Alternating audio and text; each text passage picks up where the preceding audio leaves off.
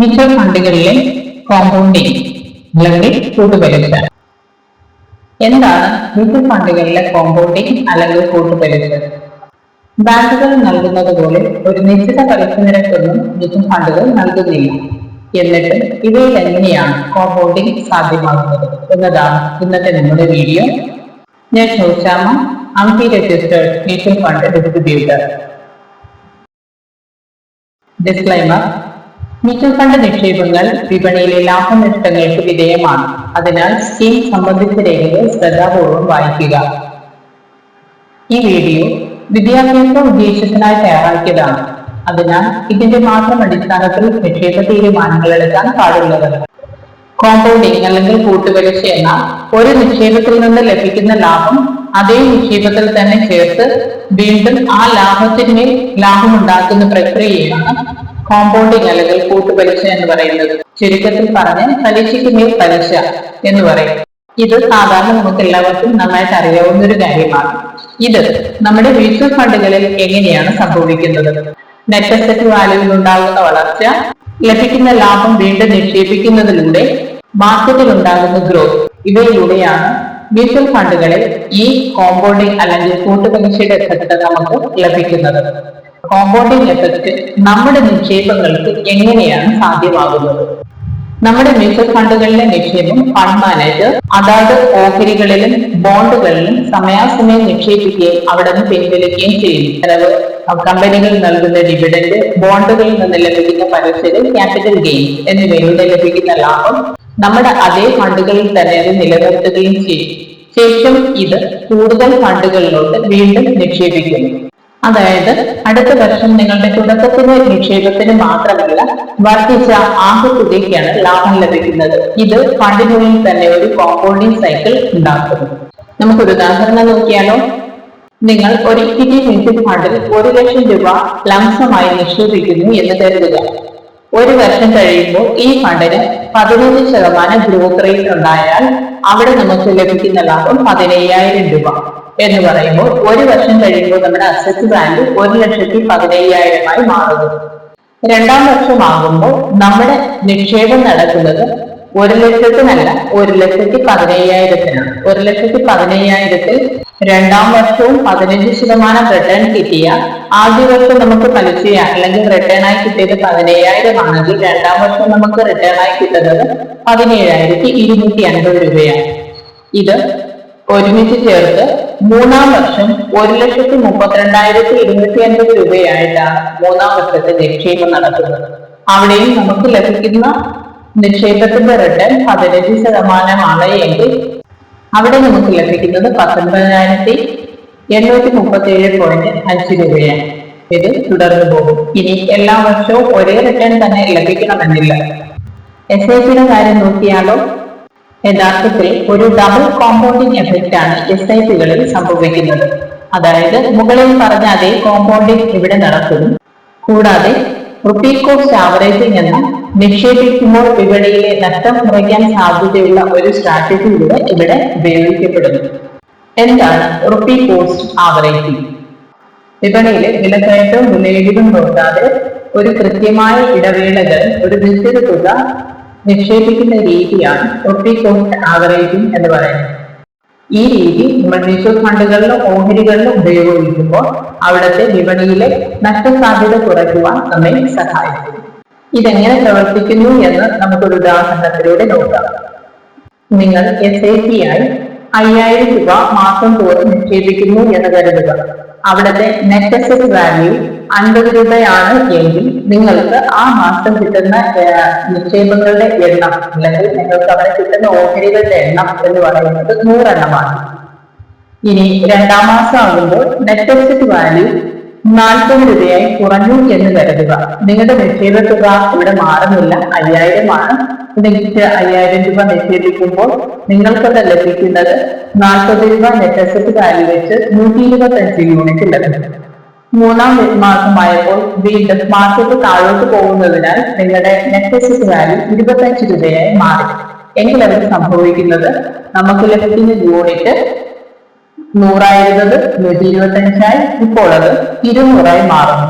ഇവിടെ സംഭവിക്കുന്നത് വിപണി ഇടിയുന്ന സമയത്ത് നമുക്ക് കൂടുതൽ യൂണിറ്റുകളും വിപണി കയറുന്ന സമയത്ത് നമുക്ക് കുറവ് യൂണിറ്റുകളും ലഭിക്കുന്നു. ഇതിലൂടെ നമുക്കൊരു ആവറേജ് പ്രൈസ് അവിടെ സാധ്യമാകുന്നു. ആവറേജ് പ്രൈസ് ലഭിക്കുന്നതിനാൽ മാർക്കറ്റ് ഉയരുന്ന സമയത്ത് നമുക്ക് കൂടുതൽ ലാഭം ലഭിക്കുകയും ചെയ്യും. ഇതിന്റെ പ്രധാനപ്പെട്ട നേട്ടങ്ങൾ എന്തൊക്കെയാണെന്ന് നോക്കാം. വിപണി എപ്പോൾ താഴും എപ്പോൾ ഉയരുമെന്നോർത്ത് നമ്മൾ ടെൻഷൻ അടിക്കേണ്ടതിന്റെ ആവശ്യമില്ല. 2, മാർക്കറ്റിന്റെ നഷ്ടസാധ്യത കുറയ്ക്കുന്നു എന്ന് പറയുമ്പോൾ വലിയ വിലയിടിവുകളിൽ നിന്ന് നമ്മെ സംരക്ഷിക്കുന്നു. 3, ഒരു നിക്ഷേപശീലം വളർത്തുന്നു. എല്ലാ മാസവും കൃത്യമായ ഇടവേളകളിൽ ഒരു ചെറിയ തുക നിക്ഷേപിക്കുന്ന രീതി നമ്മൾ വളർത്തിയെടുക്കുന്നു. ചുരുക്കത്തിൽ നിങ്ങളുടെ പഴയ നിക്ഷേപങ്ങൾ വളർന്നുകൊണ്ടേയിരിക്കുന്നു. ഓരോ SIPക്കും അതിൻ്റെതായ ഒരു വളർച്ചാ സമയം ലഭിക്കുന്നു. പല തട്ടുകളായുള്ള ഈ വളർച്ച ദീർഘകാല അടിസ്ഥാനത്തിൽ വലിയ മാറ്റമാണ് സൃഷ്ടിക്കുന്നത്. ഇവിടെ എന്താണ് സംഭവിക്കുന്നതെന്ന് മനസ്സിലായോ? ഓരോ വർഷവും നിങ്ങളുടെ അടിസ്ഥാന നിക്ഷേപം വളർന്നുകൊണ്ടേയിരിക്കുന്നു. ഈ വളർന്നുകൊണ്ടിരിക്കുന്നതിനാൽ നിങ്ങൾക്ക് ഓരോ വർഷം കഴിയുന്തോറും കിട്ടുന്ന ലാഭം വർദ്ധിച്ചുകൊണ്ടും ഇരിക്കുന്നു. ഇതാണ് SIPയുടെ അല്ലെങ്കിൽ മ്യൂച്വൽ ഫണ്ടുകളുടെ കോമ്പൗണ്ടിങ് എഫക്ട് എന്ന് പറയുന്നത്. എന്തുകൊണ്ടാണ് മ്യൂച്വൽ ഫണ്ടുകളിൽ ആദ്യ വർഷങ്ങളിൽ വളർച്ച കുറവായി തോന്നുന്നത്? മ്യൂച്വൽ ഫണ്ടുകളിൽ കോമ്പൗണ്ടിങ് തുടക്കത്തിൽ വളരെ പതുക്കെയാണെങ്കിൽ പിന്നീട് അത് വളരെ വേഗത്തിലാകും. കാരണം സമയം കൂടുന്തോറും നമ്മുടെ നിക്ഷേപ തുക അടിസ്ഥാന നിക്ഷേപം വർദ്ധിച്ചു വരികയും അതിൽ നിന്ന് കിട്ടുന്ന റിട്ടേൺ കൂടി വരികയും ചെയ്യും. ഇവിടെ സമയമാണ് നമ്മുടെ സമ്പാദ്യം വളരുന്നതിന് ഏറ്റവും അത്യാവശ്യമായ കാര്യം. അവിടെ ഏറ്റവും ചെറിയൊരു റിട്ടേൺ പോലും ചെറിയൊരു റേറ്റ് ഓഫ് റിട്ടേൺ പോലും വലിയൊരു ചേഞ്ച് നമുക്ക് ഉണ്ടാക്കി തരും. നിക്ഷേപ തീരുമാനങ്ങൾ എടുക്കുമ്പോൾ നാം അറിഞ്ഞിരിക്കേണ്ട ഒരു പ്രധാനപ്പെട്ട കാര്യം, മ്യൂച്വൽ ഫണ്ടുകൾ എല്ലാ വർഷവും ഒരുപോലെ ഉയർന്ന റിട്ടേൺ നൽകില്ല. ചില മാസങ്ങളിൽ ചില ദിവസങ്ങളിൽ ഉയർന്ന റിട്ടേണും ചില ദിവസങ്ങളിൽ അല്ലെങ്കിൽ മാസങ്ങളിൽ വർഷങ്ങളിൽ കുറഞ്ഞ റിട്ടേണും നൽകാൻ ചാൻസ് ഉണ്ട്. ചില മാസം 30% അടുത്ത വർഷം ഒരുപക്ഷെ അത് 15% കുറഞ്ഞേക്കാം. അല്ലെങ്കിൽ മാർക്കറ്റിൽ യാതൊരു ചേഞ്ചസും ഇല്ലാതെ വരാം. എന്നാൽ മാർക്കറ്റ് ദീർഘകാല അടിസ്ഥാനത്തിൽ മുകളിലോട്ടാണ് പോകുന്നതെങ്കിൽ ഈ ഇൻവെസ്റ്റ്മെന്റ് നമുക്ക് വലിയൊരു ഗ്രോത്ത് നേടിത്തരും. മ്യൂച്വൽ ഫണ്ടുകളിൽ നിക്ഷേപിക്കുമ്പോൾ കോമ്പൗണ്ടിങ് എഫക്റ്റിന് വേണ്ടി സമയം വളരെ അത്യാവശ്യമായ ഒരു ഘടകമാണ്. ബാങ്കുകൾ നൽകുന്നത് പോലെ ഒരു ഫിക്സഡ് ആയിട്ടുള്ള ഒരു ലീനിയർ ആയിട്ടുള്ള ഒരു ഗ്രോത്ത് റേറ്റ് ആണ് മ്യൂച്വൽ ഫണ്ടുകൾ നൽകുന്നത്. അതിനാൽ തന്നെ അതിനാവശ്യമായ സമയം കൊടുത്താൽ മാത്രമേ നമ്മൾ പ്രതീക്ഷിക്കുന്ന ഗ്രോത്ത് റേറ്റ് അതിൽ നിന്ന് കിട്ടുകയുള്ളൂ. സാമ്പത്തിക വിദഗ്ധർ പലപ്പോഴും 15 വർഷത്തെ നിക്ഷേപ വേഗതയെ കണക്കാക്കുന്നത് 8-4-3 റൂൾ ഉപയോഗിച്ചാണ്. എന്താണ് ഈ 8-4-3 റൂൾ? ആദ്യത്തെ 8 വർഷം നിങ്ങളുടെ നിക്ഷേപങ്ങൾ വളരെ സാവധാനത്തിലുള്ള ഒരു ഗ്രോത്ത് റേറ്റോടുകൂടി നിക്ഷേപത്തിനുള്ള ഒരു അടിസ്ഥാനം റെഡിയാക്കി എടുക്കുന്നു. 8 വർഷം കഴിഞ്ഞാൽ അടുത്ത 4 വർഷത്തിൽ സംഭവിക്കുന്നത് സാവധാനത്തിലുള്ള വളർച്ചാ നിരക്ക് മാറി പതിയെ വളരുന്നതിനുള്ള വേഗത കൂടി തുടങ്ങുന്നു. ഒരു സ്നോബോൾ എഫക്ട് സ്ലോലി നമുക്ക് കാണാൻ കഴിയും. കാരണം നമ്മുടെ പഴയ നിക്ഷേപങ്ങൾ തന്നെ ഇവിടെ പുതിയ ലാഭം ഉണ്ടാക്കി തുടങ്ങി. അവസാന 3 വർഷത്തിന്റെ പ്രത്യേകത നിങ്ങളുടെ പോർട്ട്ഫോളിയോ വളരെ വേഗത്തിൽ വലുതാകുന്നു എന്നതാണ്. കാരണം ഇതുവരെ ഉണ്ടാക്കി വെച്ച അടിസ്ഥാനമായ നിക്ഷേപങ്ങളെല്ലാം വളരുന്നതിനൊപ്പം തന്നെ നമ്മൾക്ക് ലഭിച്ച ലാഭത്തിന്മേലുള്ള നിക്ഷേപവും അടിസ്ഥാനം ഉണ്ടാക്കാൻ തുടങ്ങി കഴിഞ്ഞു. അപ്പൊ ഇവിടെ വളർച്ചയുടെ ഗ്രോത്ത് എന്ന് പറയുന്നത് വളരെ വേഗത്തിൽ ഉണ്ടാകും. വളരെ ചെറിയൊരു ഗ്രോത്ത് പോലും വളരെ വലിയൊരു റിട്ടേൺ നമുക്ക് നൽകി തരും. അതാണ് അവസാനത്തെ 3 വർഷത്തിന്റെ പ്രത്യേകത. ഇവിടെ നമുക്ക് തുടക്കത്തിൽ ലഭിച്ചതിനേക്കാളും വലിയൊരു റിട്ടേൺ അവസാനത്തെ 3 വർഷത്തിൽ നമുക്ക് ലഭിക്കും. അതുകൊണ്ടാണ് ദീർഘകാല മ്യൂച്വൽ ഫണ്ട് നിക്ഷേപകർക്ക് ആദ്യത്തെ 10 വർഷത്തിൽ സാവധാനത്തിലുള്ള വളർച്ചയും അടുത്ത 10 വർഷത്തിൽ വളരെ വേഗത്തിലുള്ള വളർച്ചയും കാണാൻ കഴിയും. കോമ്പൗണ്ടിങ്ങിന്റെ ഗുണങ്ങൾ പ്രയോജനപ്പെടുത്തുന്നതിലേക്ക് നേരത്തെ നിക്ഷേപം തുടങ്ങാനും പരമാവധി കാലം നിക്ഷേപം തുടരാനും ആവശ്യമില്ലാത്ത പണം പിൻവലിക്കാതിരിക്കാനും പ്രത്യേകം ശ്രദ്ധിക്കുക. ഒരു SIP പോലുള്ള പ്ലാനുകൾ ഉപയോഗിക്കുന്നത് ഇതിന് ഏറ്റവും ഫലപ്രദമായ മാർഗങ്ങളിലൊന്നാണ്. കാരണം കൃത്യമായ ഇടവേളകളിൽ നിക്ഷേപം ഓട്ടോമാറ്റിക് ചെയ്യുകയും നിക്ഷേപത്തിൽ ഒരു അച്ചടക്കം ഉറപ്പാക്കുകയും ചെയ്യുന്നു. ഇതുവഴി കാലക്രമേണ നിങ്ങളുടെ സമ്പത്ത് വളർത്താൻ കോമ്പൗണ്ടിങ്ങിനെ സഹായിക്കുകയും ചെയ്യും. അവസാനമായി മ്യൂച്വൽ ഫണ്ടുകളിൽ നമുക്ക് എങ്ങനെയാണ് ഒരു നിക്ഷേപം തുടങ്ങാനാകുക? 1. ലംസമായി നിക്ഷേപിക്കാം എന്ന് പറഞ്ഞാൽ ഒരു വലിയ തുക ഒരുമിച്ച് നിക്ഷേപിക്കാം. 2. SIP ആയി നിക്ഷേപിക്കാം. മാസം തോറും ഒരു ചെറിയ തുക കൃത്യമായ ഇടവേളകളിലൂടെ ഓട്ടോമാറ്റിക്കായി നിക്ഷേപിക്കാം. മ്യൂച്വൽ ഫണ്ടിൽ നിക്ഷേപിക്കാൻ ഈ രണ്ട് രീതികൾ മാത്രമല്ല, നിങ്ങൾക്ക് എപ്പോ വേണമെങ്കിലും നിക്ഷേപിക്കാം. ഒരു മാസത്തിൽ 2 തവണയോ 3 തവണയോ നിക്ഷേപിക്കാം. എത്ര തവണ വേണമെങ്കിലും നിക്ഷേപിക്കാം. നിങ്ങളുടെ കയ്യിൽ സമ്പാദ്യം ലഭിക്കുന്നതിനനുസരിച്ച് നിങ്ങളുടെ നിക്ഷേപങ്ങൾ നിങ്ങൾക്ക് തുടങ്ങാവുന്നതാണ്. ഏത് എമൗണ്ട് വേണമെന്നും നിങ്ങൾക്ക് തിരഞ്ഞെടുക്കാം.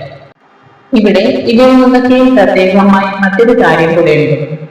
നിക്ഷേപം തുടങ്ങുന്നതിന് മുമ്പ് വളരെ വ്യക്തമായ ധാരണയോടുകൂടെ മാത്രമേ നിക്ഷേപിക്കാവൂ. അതും നിങ്ങൾക്ക് അനുയോജ്യമായ ഫണ്ടുകളിൽ മാത്രമേ നിക്ഷേപിക്കാവൂ.